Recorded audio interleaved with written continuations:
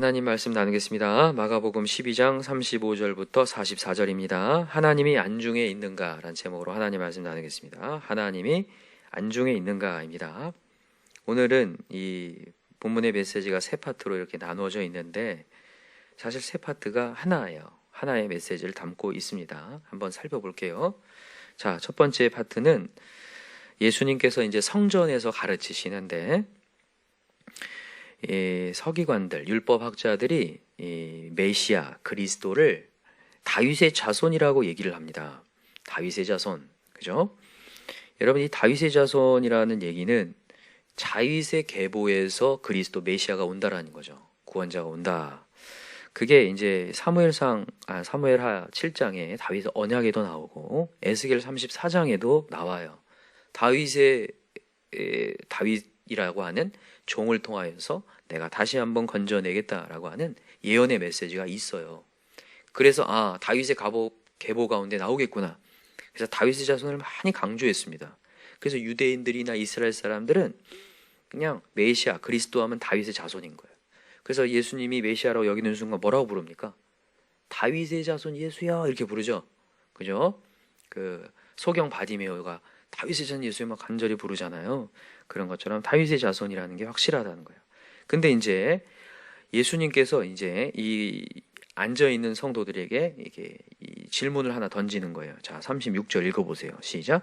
다윗이 성령에 감동되어 친히 말하되 주께서 내 주께 이르시되 내가 내 원수를 내 발 아래 둘 때까지 내 우편에 앉았으라 하셨도다 하였느니라. 다윗이 그리스도를 주라 하였은지 어찌 그의 자손이 되겠느냐 하시니 많은 사람들이 즐겁게 듣더라. 무슨 내용이냐면 이게 시편 110편의 메시지를 인용하고 계신 부분인데 다윗이 이제 성령님의 감동이 되면서 영적으로 눈이 확 열리니까 갑자기 뭘 봤냐면 하나님과 예수님이 대화하는 장면을 봤어요. 여기 다시 보세요. 36절 다윗이 성령에 감동되어 친히 말하되 주께서 내 주께, 주께서 앞에 있는 주는 누굴 얘기하는 거냐? 하나님을 얘기하는 거예요. 그 다음에 뒤에 나오는 내 주께는 예수님, 예수 그리스도를 얘기하는 거예요. 지금 메시아를 얘기하는 거죠. 메시아 그리스도. 주께서, 그러니까 하나님께서 그리스도에게 이르시되 내가 내 원수를 내 발 아래 둘 때까지 내 우편에 앉았으라. 여러분, 지금 예수님은 어디에 앉아 계십니까? 하나님 우편에 앉아 계시고, 우리 지금 계속 사도신경에 나오죠. 우편에 앉아, 그러니까 내 원수들이 내 발 아래 둘 때까지 내 우편에 앉았으라 라고 하나님이 지금 그리스도 메시아한테 얘기했다는 말이에요. 그것을 지금 다윗이 보면서 그 내용을 묘사한 장면이거든요, 이게. 근데 다윗이라는 왕이 왜 메시아를 주라고 표현했느냐는 거예요. 주라고. 사실 그렇잖아요. 다윗의 자손에서 메시아가 나온다고 했으면 다윗의 밑에 아니에요. 근데 왜 주라고 표현했느냐? 주인이라고 표현했느냐? 로드라고 표현했느냐? 이 얘기하고 있는 거예요. 그 얘기를 듣는 순간 사람들이 이제 맞네 하면서 의아하게 여겼다. 근데 여기에는 굉장한 뜻을 담고 있는 거죠. 여러분, 지금 이스라엘 백성들이나 유대인들이나 서기관들이나 율법학자들이 기대하는 메시아는요, 다윗의 계보에서 나오는 인간적인 왕을 지금 마음 가운데 기대하고 있는 거예요. 여러분, 이스라엘의 역사 가운데 가장 번성하고 강력했던 때가 언제냐면 다윗 때죠. 근데 지금 이스라엘 상황이 어때요? 지금 예수님 때에 어디 속국이에요? 로마의 속국이고 자기들은 지금 너무 약한 상태라는 생각이 든 거죠. 그래서 다윗의 계보에서 나오는 정말 다시 한번 정치적인 왕이 나오기를, 로마 황제와 같은 엄청난 왕이 나오기를 기대하고 있었던, 그게 복음이라고 생각하고 있었던 거죠. 그런데 예수님이 얘기를 하는 거예요. 단순히 다윗의 후계자로서의 오는 지상적인 왕이 아니다. 정말 이 온 인류를 건져야 하는 만왕의 왕이 오시는 것을 얘기하는 거예요. 다윗조차도 인간의 왕, 이 세상의 권력을 잡고 있는 왕이라 할지라도 메시아에게 주라고 고백할 수 있을 만큼의 만왕의 왕, 이 인류에게 죄로부터 건질 영원한 자유를 주실 왕, 그분이 오신다라는 것을 지금 이걸 예표하고 있는 거죠. 그리고 그게 누구예요? 지금 자기 자신, 지금 예수님을 얘기하는 거예요. 이 부분을 먼저 이렇게 서론에서 얘기를 한 다음에 서기관의 외식에 대한 얘기를 이제 던집니다. 여러분, 오늘도 주인으로 오시는 예수님, 주인으로 오신 메시아를 우리가 받아들여야 되는데 서기관들이 알아봐요, 못 알아봐요? 못 알아본다는 거예요. 왜 못 알아보느냐를 지금 38절부터 얘기하는 거예요. 자, 읽어봅시다. 38절 시작. 예수께서 가르치실 때에 이르시되 긴 옷을 입고 다니는 것과 시장에서 문안받는 것과 회당의 높은 자리와 잔치의 윗자리를 원하는 서기관들을 뭐하라? 삼가라. 자, 삼가라에다 동그라미 해놓으세요. 삼가라. 서기관들의 행위를 본받지 말라는 거예요. 여러분, 서기관들은 말씀을 전하는 자거든요. 이 마태복음 23장에도 나와요. 그들의 말씀과 가르침은 본받되 그들의 행실은 따르지 말라, 이렇게 얘기해요. 그들은 과부의 가산을 삼키며 외식으로 길게 기도하는 자니 그 받는 판결이 더욱 중하리라 하시니라. 서기관들이 어떻게 했냐면 긴 옷을 입고 다녔어요. 치렁치렁. 그래서 누가 이렇게 멀리서 봐도 딱 보여요. 아, 이 사람은 율법학자고 랍비구나. 그런데다가 시장에서 문안받는 것을 좋아해서, 아, 랍비님 오셨습니까? 하면서 막 이렇게 누가 막 자기를 향하여서 인사해 주길 원하여서 인사 안 하나 이제 이러고 다니는 거 아시죠? 인사 안 하나 이런 거죠. 이렇게 우리가 예전에 이제 군대 있을 때는 항상 후임이 들어오면 이 사람이 날 인사 하나 안 하나에 맨날 관심이 많아지잖아요. 군대 나오신 분들은 아실 거예요. 거기에 모든 관심을 두고 있는 거죠. 그 다음에 39절에 보니까 회당의 높은 자리와 잔치의 윗자리를 원하는 서기관. 항상 윗자리에서 이게 내 자리야 이렇게 생각하고 있는 서기관들을 삼가라는 거예요. 근데 사실 잘 디테일하게 보면 이게 그냥 맞는 거예요. 어떻게 보면 이게 그냥 틀린 게 사실 아니에요. 랍비고 가르침을 주는 사람이기 때문에 그 사람들 이렇게 잘 듣게 하려면 높은 자리에 있어야 돼요. 지금 제가 여러분들보다 약간 높은 자리에 있잖아요. 이 메시지 들으면서 막 찔려요. 어디 밑에 가서 말씀 전할까요? 사실 맞는 거거든요. 그리고 뭐 서로 인사하는 거 뭐 틀린 거 아니잖아요. 이렇게 표현해. 그러지 요즘 표현대로 쌩까면 안 되잖아요. 잘 가르치고 있는 선생님이 있는데 인사도 않고 그냥 지나가요. 나쁜 거 아니에요, 사실. 분단하는 거 좋죠. 그래서 옷도 옷매무새를 잘 갖추고 이 긴 옷이라는 게 사실 제사장이 입는 옷을 얘기하거든요. 하나님의 말씀을 전하는 자로서 잘 예복을 갖추고 이렇게 하는 거 이상하지 않잖아요. 이제 조만간 부활절이 다가오는데 성찬할 때 제가 예복을 입거든요. 근데 이게 막 치렁치렁해요. 다 지금 목회자한테 하는 얘기네요, 이게 지금. 그달을 살까 삼가라는 거예요. 근데 이게 왜 이런 얘기를 하냐? 그러면 뭐 이런 옷도 입지 말고 인사도 받지 말고 인사하려고 하면 막 도망가라는 얘기인가? 진짜로 저기 밑에 해서 말씀을 전하라는 얘기인가? 그 얘기 아닙니다. 무슨 얘기를 하는 거냐면 지금 이 사람들은 사명을 잃었다는 얘기를 하는 거예요. 사명을 잃었다. 지금 서기관들의 역할은 뭐냐면요. 아까 전에 우리가 앞에서 서론에서 얘기했듯이 진정한 메시아를 소개하는 게 서기관들의 역할이에요. 근데 지금 이 사람들은 메시아를 소개할 만한 준비가 안 돼 있어요. 왜냐하면 누구를 주목하기 때문에. 자기를 주목하기 때문에. 여러분, 제가 지난번에 금요일 날도 얘기했지만 교만이라는 단어는 자기 안에 갇혀 있을 때가 교만이에요.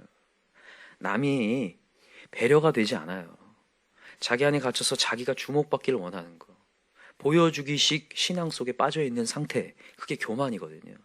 지금 이 바리새인들과 서기관들과 율법학자들은 지금 그런 상태인 거예요. 그래서 여기 보니까 40절에 그들은 과부의 가산을 삼킨다고 돼 있어요. 어디에만 눈독을 들이냐면요. 물질에만 눈독을 들여요. 과부들은 지금 어떻게 보면 남편이 없는 상태로 굉장히 힘겨운 상황이거든요. 그들의 아픔을 마음 가운데 품고 기도해 주지는 못할 망정 자기 안에 휩싸였기 때문에 저 영혼이 보이지 않는 거죠. 외식으로 길게 기도하는 자니 보여주기식 기도예요. 하나님 앞에서 기도하는 게 아니라. 그러니까 이 서기관들은 지금 사명을 잃었다고요. 저는 이 메시지가 우리 모두에게 지금 다 적용되어야 된다고 확신합니다. 오늘 우리가 이 예배 자리에 앉아있고 제가 말씀을 가르친다고 다 되는 게 아니라는 걸 얘기하는 거예요.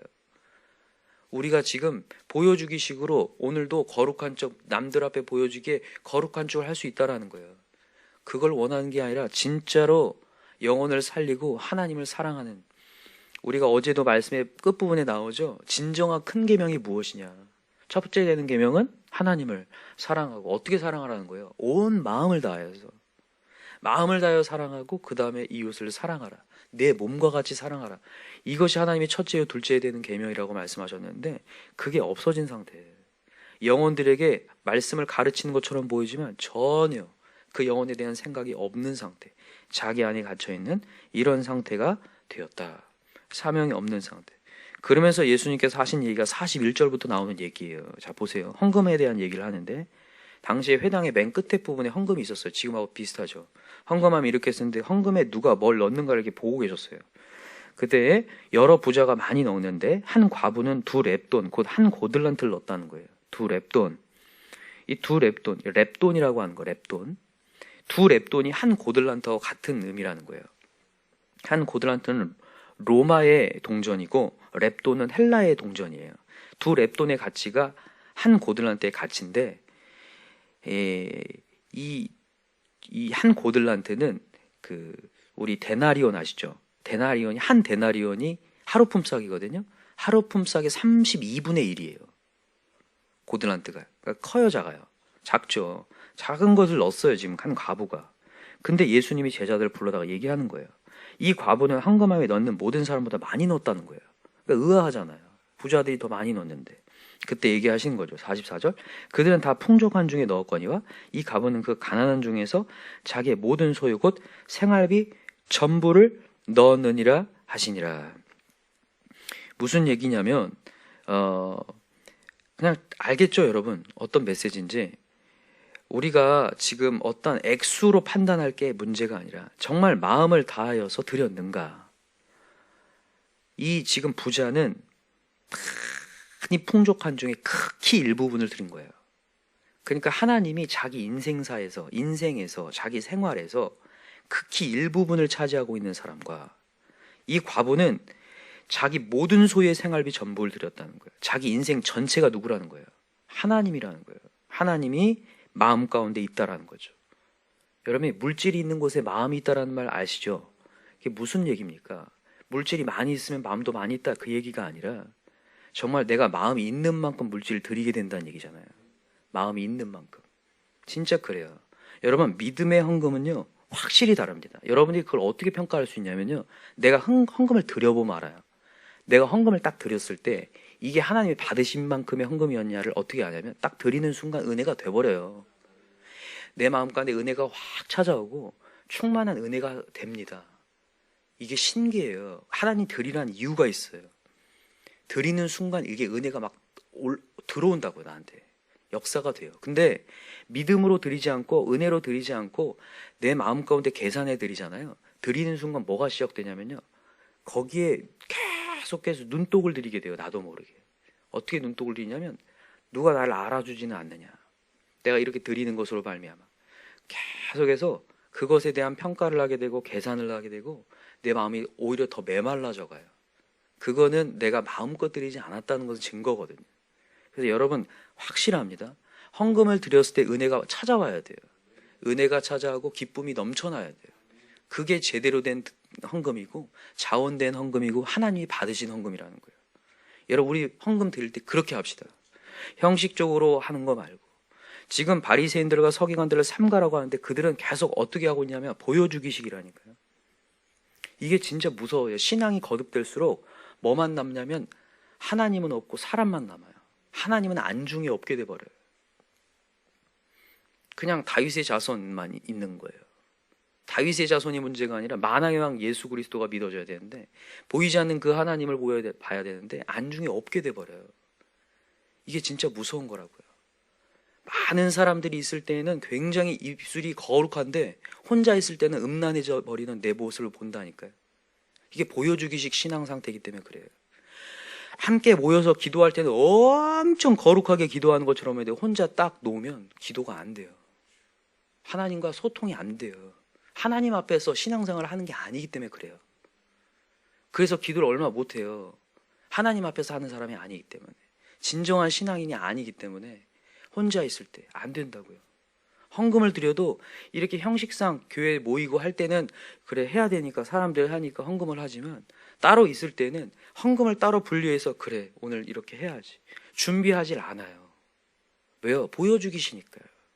사람 앞에서 외식적으로 보여주기식이기 때문에 지금 아무도 안 보니까 내가 해봤자라는 생각이 드는 거예요.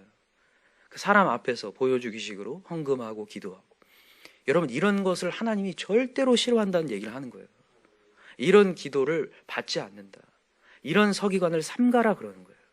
자, 마태복음 한번 가볼까요? 6장을 한번 잘 알지만 그래도 한번 예수님께서 우리에게 뭘 원하신지를 알아야 되니까요.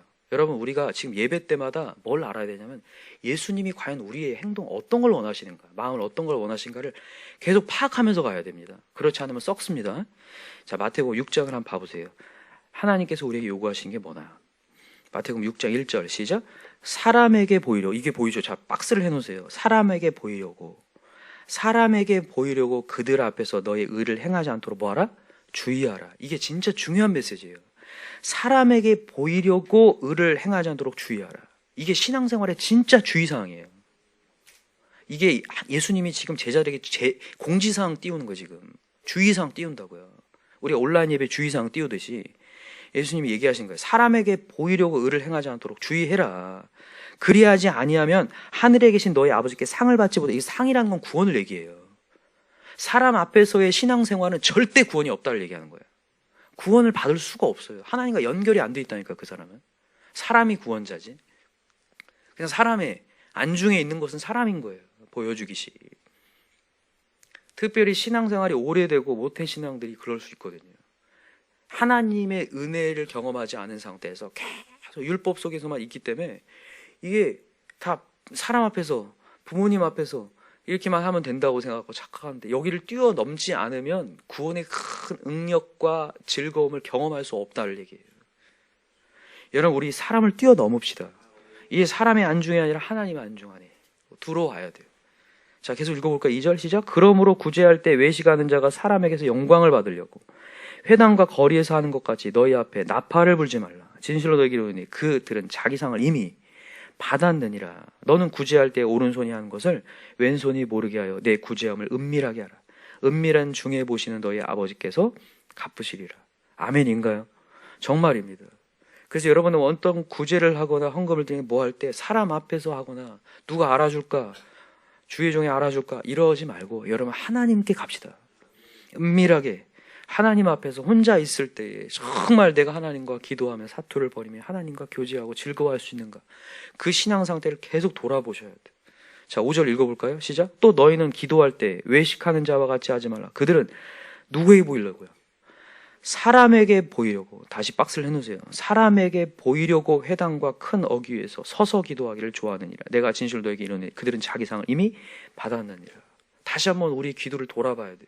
사람 앞에 있을 때 소리치며 기도할 수 있어도 혼자서는 못한다.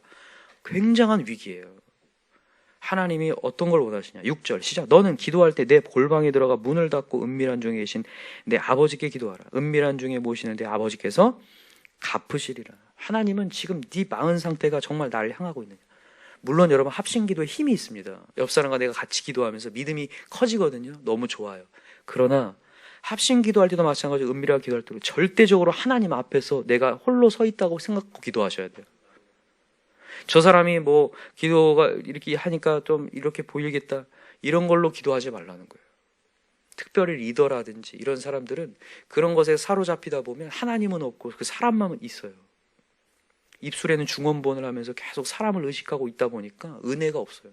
계속 메말라가요. 예배 시간에도 계속 메마른 걸 경험하거든요.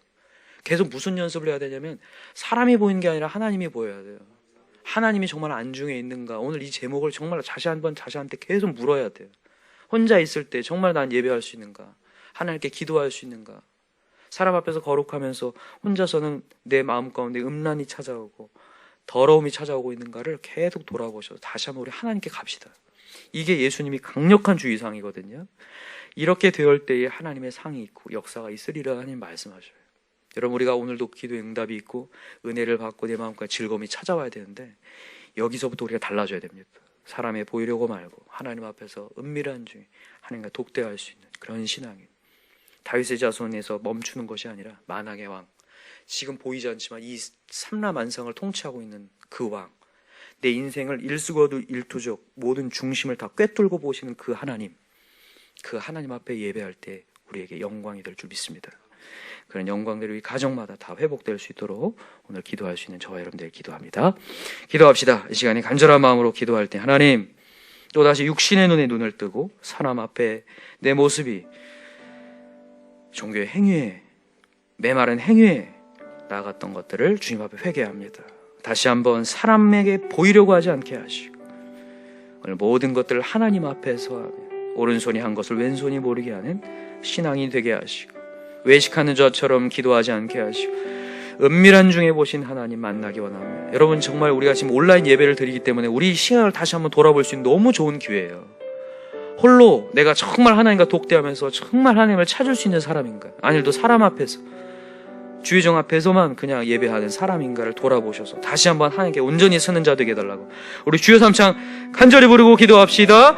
주여 주여 주여. 하나님 아버지 감사합니다.